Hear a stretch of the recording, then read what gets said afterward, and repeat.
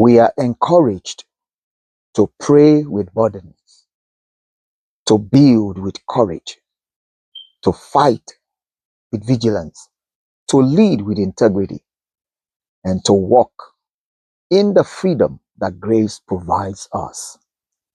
Welcome to day 112 of the 180-day Bible journey. Today, we observe that when God gives us a burden, He also brings about the supply, He brings the favor, He brings strength, He brings unity, and He brings grace to build what was broken. We start today with the book of Nehemiah.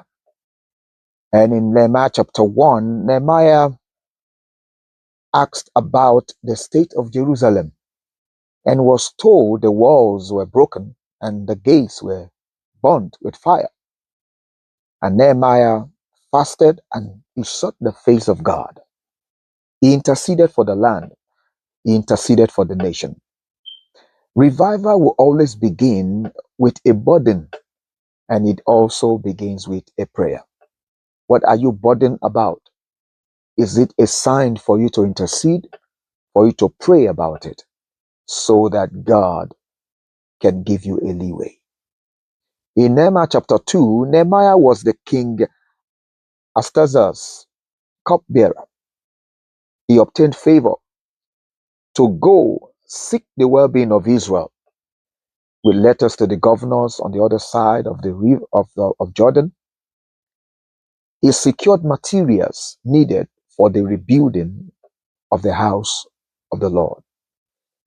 Nehemiah did a site survey of Jerusalem, and he encouraged the people to build. God gives favor to those who carry his burden. When you have the burden of God, God will make things to happen for you. In Nehemiah chapter 3, we see here that everybody started to come together to build. The leaders, the priests, the families, they proceeded to rebuilding the walls of Jerusalem and also to build the various gates. When God's work advances all the time in a positive way, when everyone takes their place, everyone brings their gifting, their talents, their ability, their capability, and the work of God begin to advance. In Nehemiah chapter 4, we saw Sanballat and Tobiah. They were not happy with the rebuilding effort that Nehemiah started. And so they attacked Jerusalem. They plotted, but that plot was thwarted, and Israel prepared for the attack. As they were walking, there were also some people that were busy watching, waiting, prepared for any attack that might come. Building requires two phases. It requires walking and also warfare, because the enemy does not want you to build anything good. And so you have to build, and at the same time you have to fight off. We have to wave off the enemy. In Nehemiah chapter 5, Nehemiah relieved those oppressed by the system that took their livelihood. They were restored. He also prepared provisions for them as their governor. Nehemiah later became the governor, and so he was the oversight of redistribution of welfare among the people. True leadership protects the vulnerable, and it honors God. As we move into the book of Psalms 112, the psalmist says, "The man who fears God will be blessed. His descendant will be mighty. Wealth and riches will be in his house. He will not be shaken. He will not be afraid of evil news. His generosity will be remembered forever." The righteous will always stand firm because their trust is in the Lord.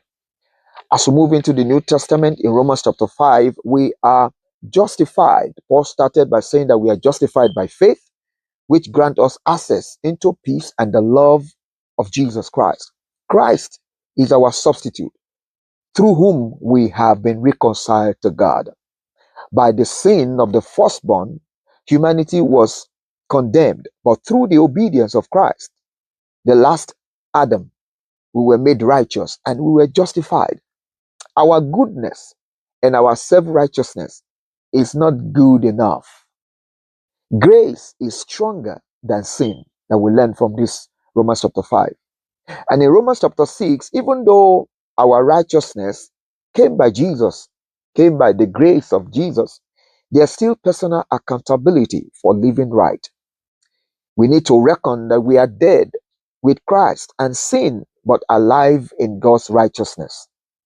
The power to live right or under sin still resides in our decision on a daily basis, even when God has made a provision for us to Christ Jesus. Grace is what empowers us to live free from sin. I believe that as we continue to embrace the grace of the Lord Jesus Christ, we will continue to be overcomers and we will always have the victory over sin. And that brings us to our memory verse today in Romans chapter 6, verse 11. Likewise, you also reckon yourself to be dead indeed to sin, but alive to God in Christ Jesus our Lord.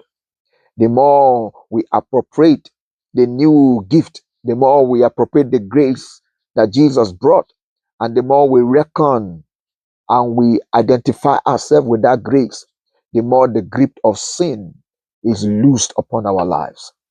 And that will be our portion, our Lord, in Jesus' name. My name is Alan Olonshola, and I want to thank you for joining me today. I look forward to seeing you tomorrow. Until then, God bless you and have a blessed day.